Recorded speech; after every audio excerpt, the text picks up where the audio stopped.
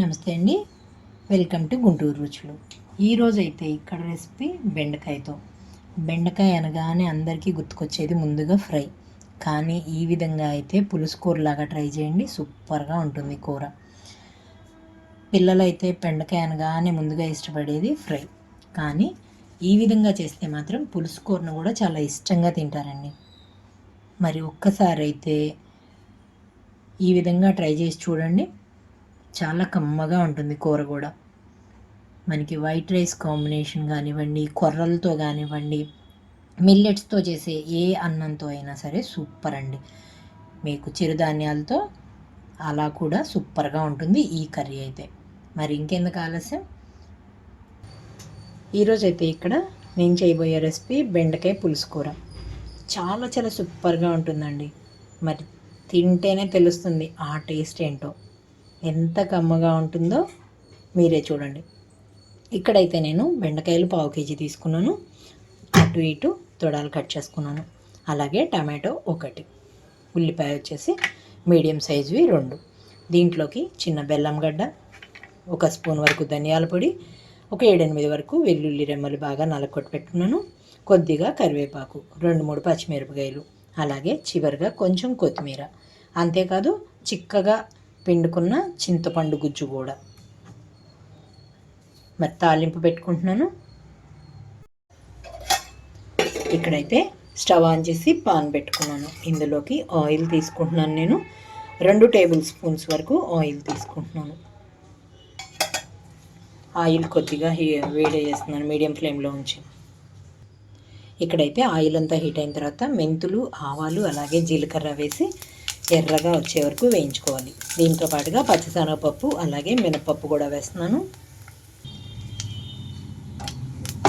చూసారు కదా, పప్పులన్నీ ఎర్రగా వేగిన తర్వాత 2-3 రెమ్మలు కరివేపాకు, అలాగే కట్ చేసి పెట్టుకున్న పచ్చిమిరపకాయలు, ఉల్లిపాయలు కూడా వేసుకుంటున్నాను.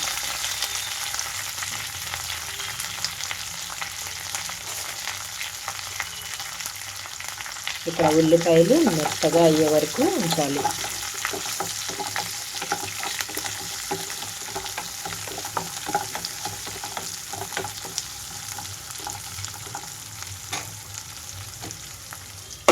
పెట్టేస్తున్నాను, మూత తీస్తున్నాను. 2 నిమిషాల తర్వాత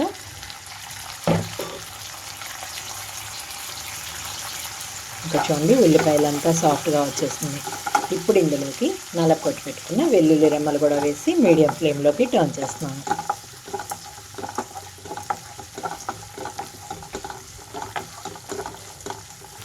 ఇక చూడండి, ఉల్లిపాయలంతా సాఫ్ట్గా అయిపోయిన తర్వాత ఇందులోకి టమాటో వేసేసుకుంటున్నాను.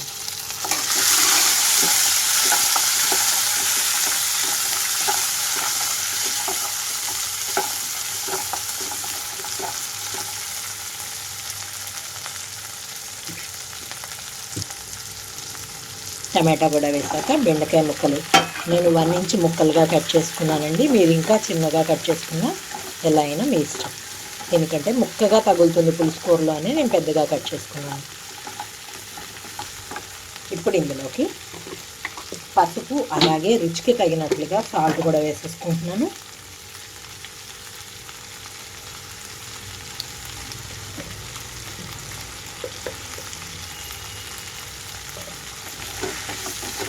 కలిపేసి మూత పెట్టేస్తున్నానండి. బెండకాయ మొత్తం మనకి సాఫ్ట్గా అయ్యే వరకు మూత పెట్టి ఉంచాలి.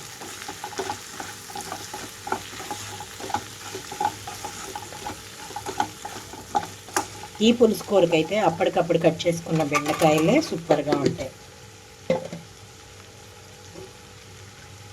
మూత పెట్టేసి లో ఫ్లేమ్లోనే ఉంచుతున్నాను. ఇక్కడ నేను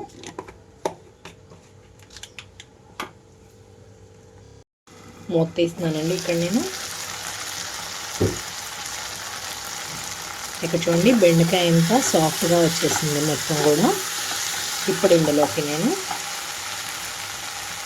కారం 1 స్పూన్ వరకు వేసేసుకుంటున్నాను, అలాగే ధనియాల పొడి 1 స్పూను, దీంతో పాటుగా 1/2 లీటర్ వరకు చింతపండు పులుసు వేస్తున్నాను. ఇందులోకైతే నేను 1 నిమ్మకాయ సైజ్ అంత చింతపండుని చక్కగా నానబెట్టుకొని పులుసు తీసుకున్నాను. ఇప్పుడు మీడియం ఫ్లేమ్లో ఉంచి ఉడికించుకుంటున్నాను. ఇక్కడ పులుసు అంతా ఉడికేటప్పుడే ఇందులోకి ఒక బెల్లం గడ్డ కూడా వేసేసుకుంటున్నాను.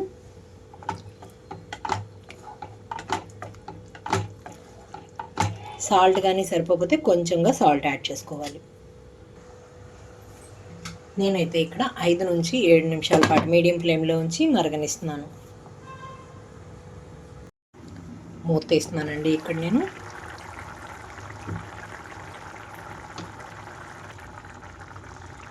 ఇక్కడైతే పులుసు అంతా చక్కగా ఉడికిపోయింది. ముక్క కూడా ఉడికిపోయిందండి. ఇప్పుడు ఫైనల్గా ఇందులోకి నేను కొంచెంగా శనగపిండి, 1 స్పూన్ వరకు శనగపిండి కొంచెం వాటర్లో కలిపి ఇందులోకి వేస్తున్నాను. బెల్లం వేసిన తర్వాత ఈ శనగపిండి కూడా కలిపితేనే ఈ పులుసు కూరకి టేస్ట్ అనేది ఉంటుంది. చూసారు కదా, వేసిన వెంటనే ఎంత చక్కగా వచ్చేసిందో. ఫైనల్గా కొంచెం కొత్తిమీర తురుము అయితే వేసేసుకొని స్టవ్ ఆఫ్ చేసేసుకుంటే సరిపోతుంది. ఇంకైతే నేను స్టవ్ ఆఫ్ చేసేసాను. సర్వింగ్ బౌల్లోకి తీసుకుంటున్నాను.